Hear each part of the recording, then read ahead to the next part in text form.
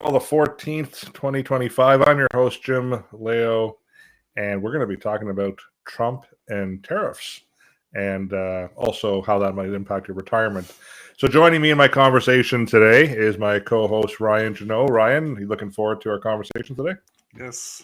Tariffs on, tariffs off, tariffs on, tariffs off. Yes. Mr. Miyagi's behind all this, isn't he? Yes. And joining us today is also our portfolio manager, probably our Mr. Miyagi, Denis Bazon. Denis, how are you today? I'm doing fine. I don't know who Mr. Miyagi is, but I'm doing okay. The Karate You've never watched a Kid. Karate Kid? Oh my.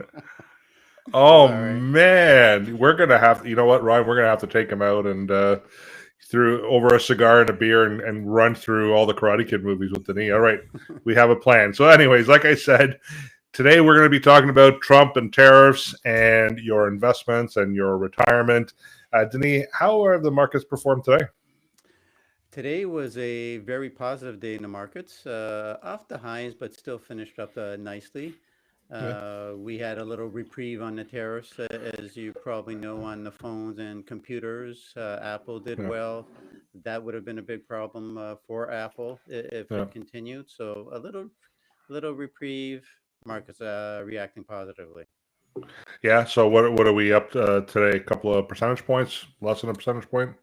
Well, actually, Europe finished up, looks like more than 2%, but still Really? over 1% in Canada with the TSX, and the S&P just finished that up 0.8, so close to 1% up.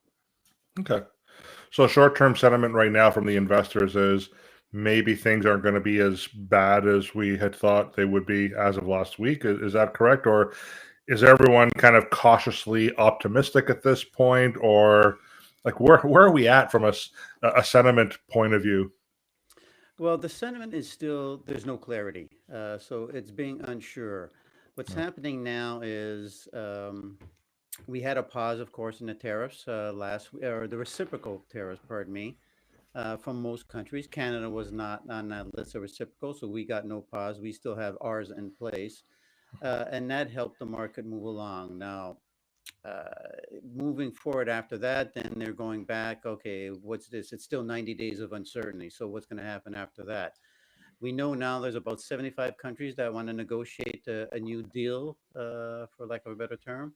So, there's positive on that, but we have not seen anything happen yet, regards to any new deals being signed. That Trump tariff on China is not a good thing. That's still in place. We're hoping a deal on that as well. So still a lot of uncertainty coming up, and until we get clarity, the markets are going to be back and forth. Right. And I know last week, I mean, Tesla has been in the news, Nvidia has been in the news. How are they been doing so far? Um, with that tariff announcement originally and where things are at today. Well, they had a big bounce back, of course, when the tariffs came on. You've seen a lot of negative. They were hit, Tesla more than anything, because he's a little Mm. part of the Trump team on cutting government waste. So that's been hit a little harder. Of course, you had some Teslas being damaged as well. Mm. They're doing better. Nvidia is starting to promise now that they're going to do a lot of their manufacturing in the U.S. Okay. I've seen another announcement on that today, so that's going to start doing better as well. Even before the tariffs came, both of these companies were not doing well at the beginning of the year. So Mm. this is just adding more uncertainty to both of these companies, along with most of the other Magnificent Seven. We are seeing some big hits on the Magnificent Seven with Amazon is down about 17% so far this year. Wow. So yeah, you are seeing some big losses, and some of them were in place before the tariffs, and it just accelerated the downward spiral like it did on everything else. No, there was no safety at one point, including bonds. So everything got hit. So, Ryan, I mean, we in these situations we always talk to clients about doing what when it comes to dealing with volatility. It's diversifying their investment holdings, right? Yeah, absolutely. And that's one of the biggest things I think most of the client calls that I've had, and I'm sure you've had, Jim, too, are those clients that are the ones that are self-managing. a majority of or a portion of their portfolio, which is great because they're being educated. But again, some of them have been educated through YouTube links and things like that. And the ones that aren't calling us necessarily or just doing a general check-in are the ones that have kind of a multi-layer portfolio and diversification set up with guaranteed incomes, other types of sources instead of just relying on one source being obviously the market, right? Which Mhm. was heavily hit over the last little bit. So Now, Denis, you were saying that both equity and bonds were impacted by some of the recent tariff announcements. We talk about diversification. So, typically when people invest in a retail product, what we see is it's a blend of or a combination of bonds and equities, right? And usually 60-40. That's your balanced portfolio.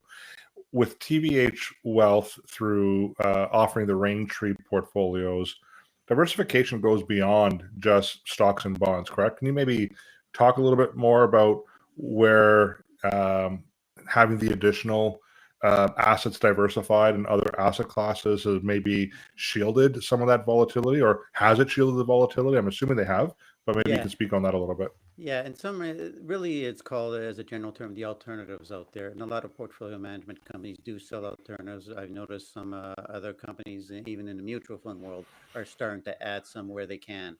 Right. It's basically it will perform no matter what the market's doing. It's based on royalties. It's based on like private credit really doesn't trade in the public markets.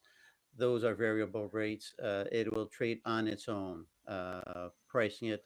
If something's wrong with the company, of course, it's going to get hit. Or if there's a big movement in interest rates, we've seen interest rates go up in this period on the bond market. So as yields go up, of course, interest rates are up. Especially that would hit the anybody with a mortgage. So when you're looking at alternatives, they will provide an income no matter what's going on in the market. Good to be diversified. This year, of course, we know Europe is outperforming the US by quite a bit. At one point, it was about a 15 to 20% difference. Europe was up 15, and this is in 2025 on a year to date, and the S&P was down 5. Why is that? So Why is Europe doing so well? one thing, part of it is they didn't do well last year, for one thing. So there's a little Okay. bounce back. There's a little more positive. They're starting to spend some more in some key industries. We heard Germany spending more on defense spending. So there's a little few things going on in Europe that's may not be affecting North America directly, and Canada included. So they're getting some positive returns. So it's a matter of if you're in a still portfolio and you have a little Europe, but Europe's going to be doing much better this year, you probably Mhm. want a little more and maybe a little less US without cutting that much, but rebalancing your portfolio more towards the Europe. We've had bonds doing well, but they got also caught up. They're doing much better in the equity market, but they are in a negative territory right now. So you Right. got to look at this is Canadian bonds. So you got to look at bonds outside Canada if you want that fixed income attribute. Right. So you got to look at the combination of things because there is a lot of options out there, especially now with the private markets really starting to open up. Mm. Not really accessible to like clients themselves, like if because there's the minimums are very high in some instances. Mm. We were just looking at an agricultural potential agricultural fund to be added. Again, agriculture is going to move differently with the rest of the market, unless Mm. you're having canola and it's been affected by tariffs in the agriculture. But farming as an industry is going to act differently than the market itself. So Mm. that's what you're looking at. Minimum on this fund that we were looking at, if you were in the private side, is about 5 million. Right. So this is something that clients directly would have a hard time trying to get into, and the privates as well. Much higher minimums. Us, we look at it. We're sort of as a fund buying. It's sort of an institution buying, as our portfolios buying, and we could get Yeah. into these type of products and minimize volatility. Volatility is something you always want to try to minimize, unless you're just rolling the dice and put everything in Nvidia or Tesla. That's Yeah. a different story. But if like most people, they don't like that volatility.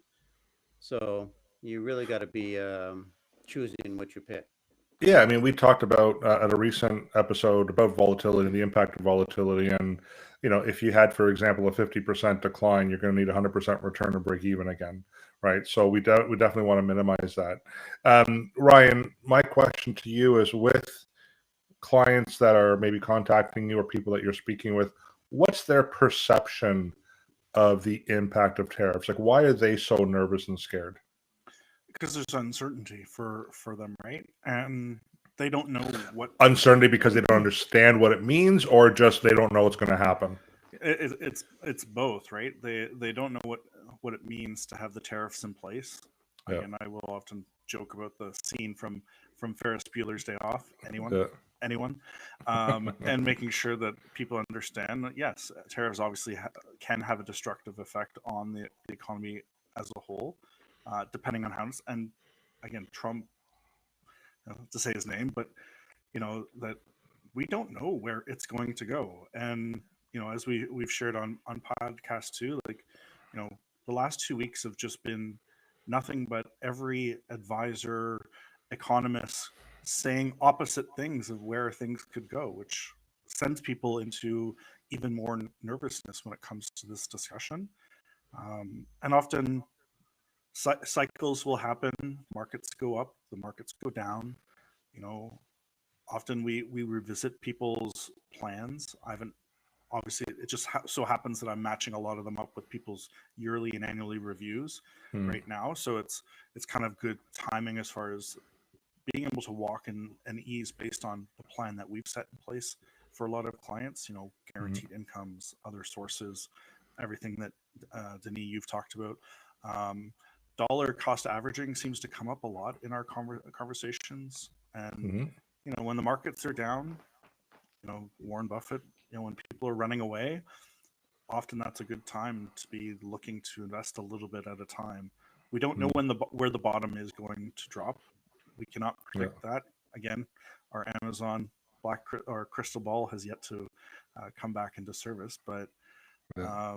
it's things that we can prepare for. And dollar cost averaging over time has rewarded a lot of people for buying in the lows um, at times when everybody else is running away instead of buying at the highs. So, um, obviously I can't speak to securities and things like that are going on, but Mm.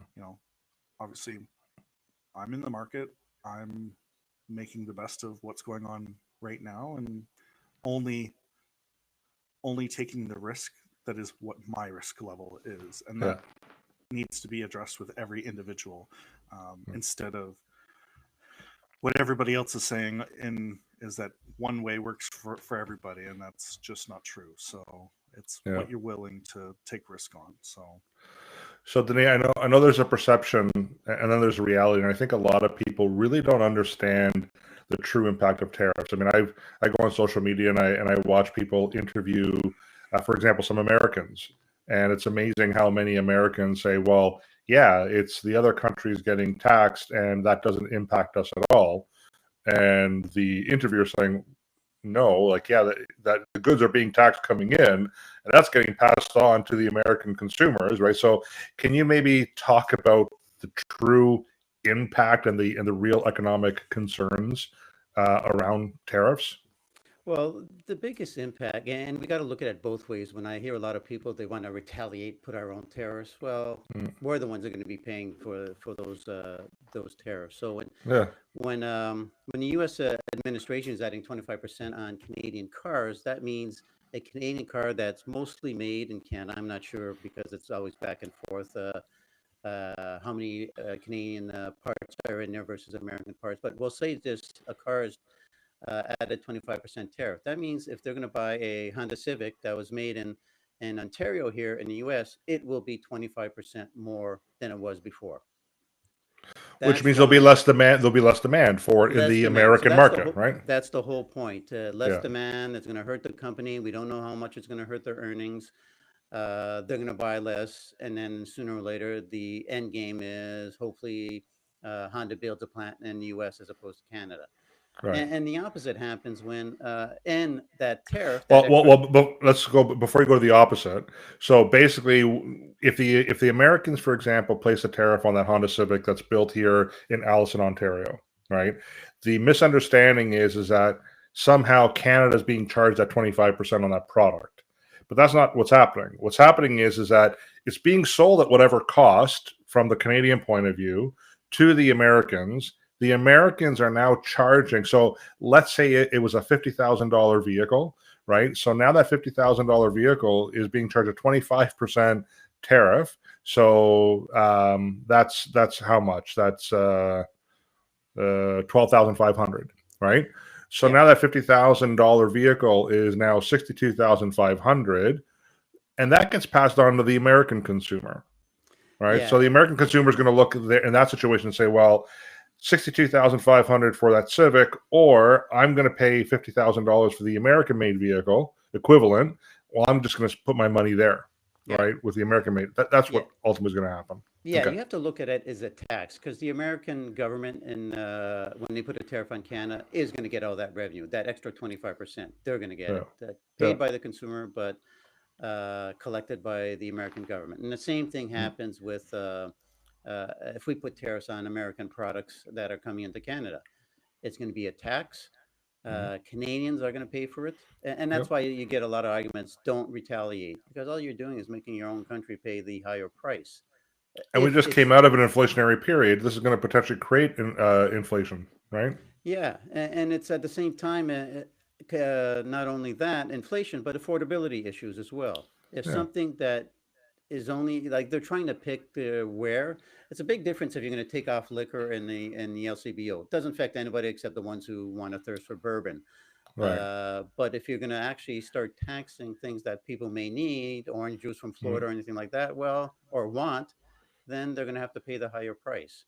Right. And you'll see the price fall after because it is a tax. It's almost like the carbon tax when you're going to buy gas. That's temporarily Oh, frozen now to zero. You it's so see much the nicer to difference. buy gas now. Yeah, you see the Yeah. difference now in the pricing. All of Yeah. that was tax, and you're down. So that's Listen, what's my daughter, yeah. sorry, my daughter just came back last night from university, and she bought herself a little Mazda car, and it was like $60 to fill it. Right, yesterday was the first time she filled it with the taxes being off, and she's like, "Dad, it was like $47." I'm like, Yeah, $13 in her pocket, right? yeah. That's a huge savings for a university student, right? Yeah, and that's the difference between who pays it, who gets affected. Um, and in the end, it's always the consumer. Even if Yeah, even if they want to reverse it, we'll put it in only on the industry or the corporation itself. Will move the tax or the tariff in the corporate. Well, sooner or mm, later, it's going to be passed right along to the consumer. It's right. always the consumer that gets hit It's on always that. us. Yeah, we always get hammered with it all the time.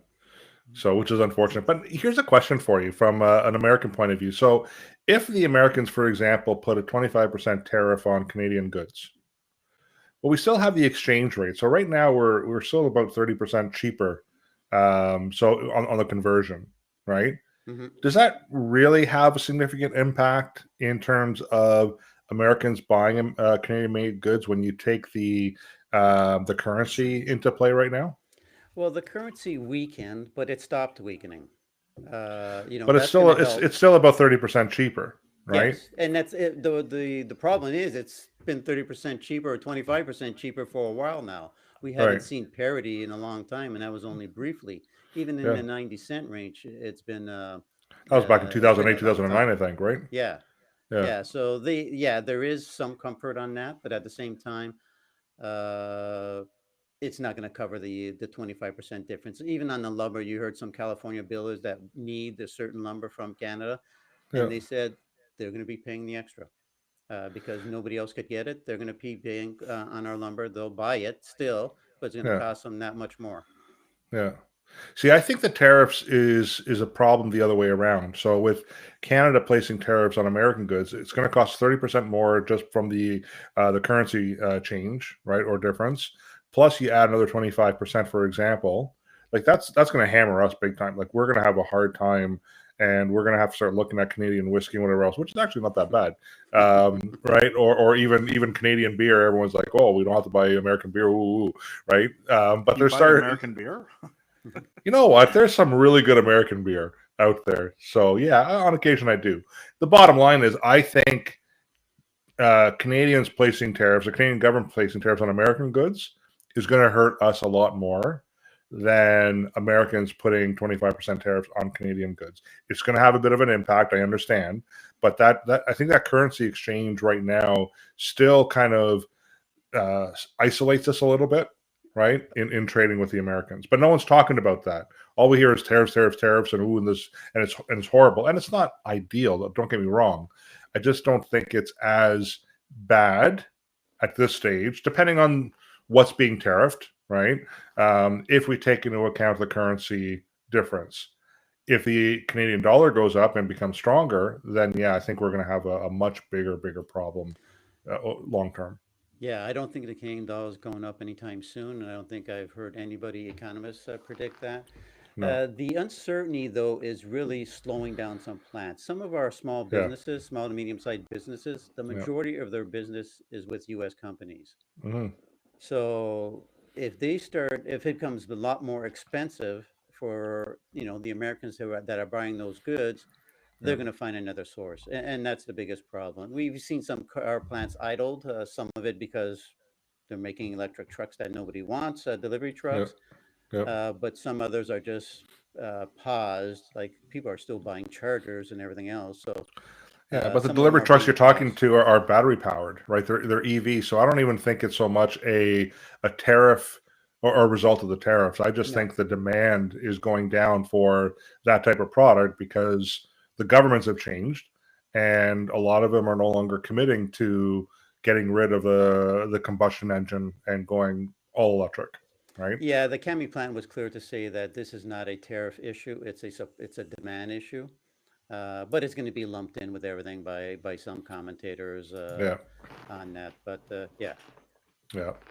So Ryan, you were saying how markets go up and markets go down, and it's cyclical, and people try to time their investments based on the cycles. However, what we're dealing with isn't a cyclical event; it's a punch in the face event, right? It's totally unexpected.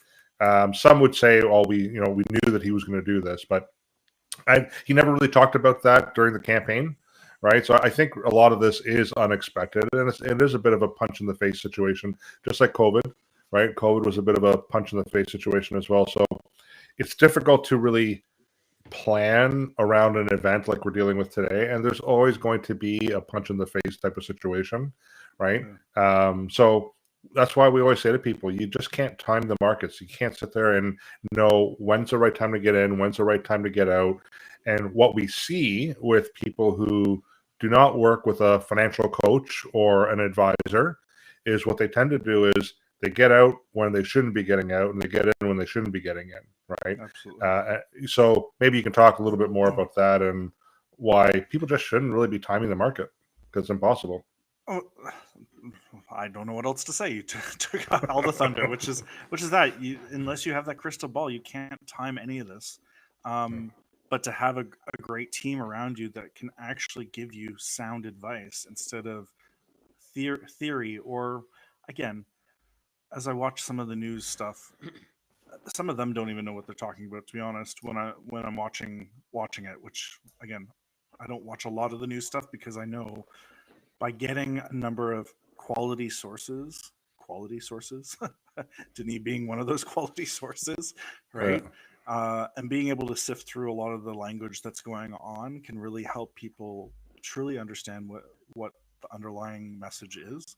And at the same time, again, we will nail this home. We will talk about it endlessly, which is really about layering how your portfolio is structured.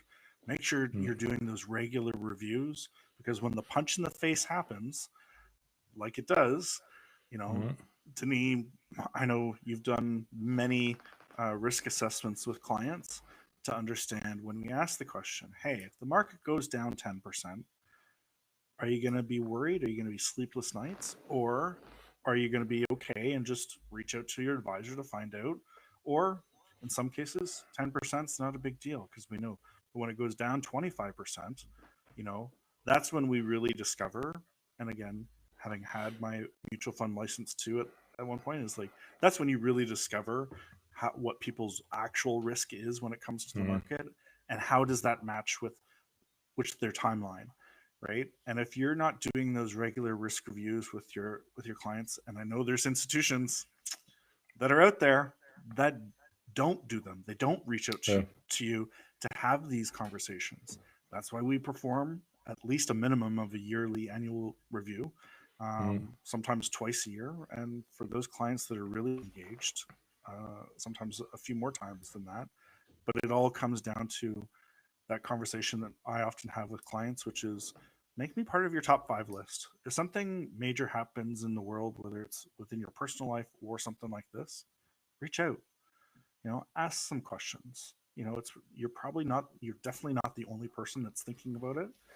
And if they're not already listening to our podcast, then listen to the podcast and find out how they can better support and educate themselves and navigate through times like this. So yeah. Although we are starting to find out there are a lot of people who are listening to our podcast, right? Like, I mean, we don't get to see the actual names and stuff, but it's amazing how many people that I've talked to were like, hey, we watch your YouTube podcast, or we listen to your actual podcast, and we love it. And, so we appreciate that. So continue on watching and listening and sharing the content, please, because it's very helpful. I think what I want to kind of talk about is that risk assessment part of it, Ryan, because I know we do it. Denis does it, obviously. And, Denis a respected individual in the industry, and that's why we go to him. He is our Mr. Miyagi at TVH. But what I suggest to people is, even if you have an advisor, you might want to get a second opinion. You might want to need to go through it, because I'll give you an example, real life example, which was when I first met my wife, Carol, over 22 years ago, and we were dating. I immediately got a sense of her personality, very conservative, wasn't a risk taker, wasn't very spontaneous. And then at one point while we were dating, she's like, hey, can you take a look at my RSP portfolio, which I have at Investors Group? And I'm like, sure. 100% of our investments were in science and tech. And again, I kind of just getting to know her, knew what her personality was like. So I'd asked her, I'm like, when you did your risk assessment, what did it show? She's like, oh, conservative. And that's why I have these conservative investments. I'm like, you're 100% science and tech. There's nothing conservative about these investments. Like, this is like as aggressive as you can go at the time, right? And then obviously we made the change and put her into something a lot more appropriate for her investment risk profile. So even if you have an advisor, if you're going to the bank, I just want you to get a second opinion, because you might think you're in a certain risk profile investment, and you'd be surprised how many times we'll actually sit down with clients and say, you thought conservative, you are high risk. I've had seniors come to me in their 80s say, yeah, I've worked at the bank, the big green machine, and my advisor put me in all conservative holdings. And then I look at their investments and they're like in emerging markets and whatever else. I'm like, no, like there's nothing conservative about this, right? So it doesn't cost you to get a second opinion. So Denis, again, they can go to your website, tvhwealth.ca, and there's a risk profile tool that you offer that's free for individuals. So we encourage you to do that as well. And when we talk about diversification, Denis is going to talk to you about diversifying within your investment holdings. Ryan and I will talk about diversification where we're including your investment holdings, but also, again, when we look at our foundation in terms of our plans that we put in place, we start off with having that base layer of permanent insurance coverage. Some people are hearing about the become your own banker or the infinite banking strategy. They use a permanent program as a part of that strategy. So that's kind of like our baseline. And we layer that on top of with some kind of guaranteed income solution. And then Denis kind of handles the rest of the portfolio, but also well diversified within his portfolio as well. How many asset classes now, Denis, that you're up to? Is it 10, 12? You mean different models we could have? Yeah. Well, different assets that you can invest in. Well, right now, the key on our portfolios is we just expanded to 4 funds where we make balanced funds out of it. So we have an alternative portfolio, we have an enhanced yield portfolio. Again, depending on what your risk profile and what you're looking for, what your objective is key as well. And then, of course, we have the equities, global Mm, equities, and the fixed income, global fixed income as well. And we assign how much the percentage on these portfolios is depending on what the client's looking for.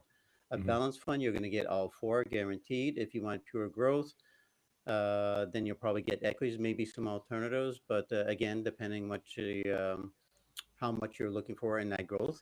There's mhm. a couple of growth plus, a couple of different ways of looking at it, and then balanced growth where you're getting more equity, but you're not skipping out on the alternatives or the enhanced yield, or for that matter, the fixed income. You will have Right. a small percentage in that as well. Yeah. But even in the equities, like the equities isn't just in Canada, No, they're global equities. So there's some major diversification in that way. Even within the equity category, you're going to have your large cap, mid cap, small cap, right? correct. You might have some emerging markets in there as well. So that the diversification factor is really important because again, I've had people say I'm 100% in equities and it's all small cap and they think they're diversified because they might hold 100 small cap equities in their portfolio. It's like, well, you're diversified within the small cap category, but overall, you're not very well diversified, right? You need to add some other asset classes as well. Yeah, and those funds are managed by our investment committee, which I'm part of. And we go through the managers, how much we allocate to every manager, how much small cap Canada, how much US, Right. how much Europe. Of course, that and international includes Japan as well. That seems to be making the news a little more. You'll have the emerging markets. So it's a Mm, whole slew, and it really depends on, for the fund itself, we'll decide how much we allocate and the weight within each fund. Same thing on the fixed income, same thing alternatives and enhanced yield, how much private credit. mm, We do have some small slivers of private equity as well, and all big name managers. Blackstone is one of them. mm, Blue Wall, you go Morgan Stanley, and all yeah, types of managers. Again, managers where most people like us would have difficulty accessing these managers if we were to buy on our own. right. Okay. Anything else you guys want to mention before we shut it down? The importance of finding great help. Again, I started off with saying, the amount of clients that are coming to us right now that are self-managing, that are losing a lot of money because they're not diversifying their portfolio, not having things that are guaranteed, Mm, especially when it comes to the reviews of their risk, and how that approaches whatever their goal is, whether they're this is a big one that's coming up more lately, is more and more is people who are approaching retirement, people that are especially in retirement. Those are mm, the ones that I feel are getting hit the hardest. You're already in retirement, the income's not coming in, you're relying on these sources, and you're not getting the right direction from the banking institutions that should be managing a lot differently than what I've seen. And again, the worry of some of those clients uh, that work with me, or or friends, and just talking about what my thoughts on the markets are. But often I bring them in to chat with myself, chat with me, and really find out what their goals are first and mm, foremost, and what stage and how they can prepare for different stages. Because I'm like, I can't give you like true information because I don't know what your overall goal is, and mm, that's probably the hardest thing when chatting with people. Is everybody wants like a band-aid solution, or they want the full solution right then and there, but it just, right. any advisors that or bank that's telling you, oh, here's your solution, without really digging deeply, then they're not doing you justice, and they're not going to help you reach your goal. They're only reaching their, you know budget goals, or their, base salary, or their salaried goals, and not really helping you at all. So Yeah, and if their default response is always, "Well, this is the long term. This is for the long term," uh, they're not wrong. It is for the long term, but if someone's nervous, I don't think just a standard response of, "Well, this is for the long term. Don't worry about it." I think you have to do a proper assessment to make sure that they are again in the appropriate type of investment portfolio for their risk profile. Yeah. Right. So, Denis, any final thoughts or comments you want to make? No, just on what the importance of what Ryan said. I think there's a lot of people that have risk questionnaires out there, but to get an actual portfolio created, you also need the goal with that. You got to look at both of them and put them together to get the right portfolio. Uh, Especially in that time horizon is going to be key when you're looking at the goal. So that's exactly what Ryan said on that point. And like you mentioned before, I am available at Denis at tvhwealth.ca if you don't want to do the risk assessment there, and we could have a conversation. Awesome. Well, listen, another great episode. I'm hoping things really start to stabilize, because this roller coaster ride, like, I don't mind the roller coaster rides where I can get cotton candy afterwards and a slushie, but this is one of those where I need to crack open a bottle of whiskey someday.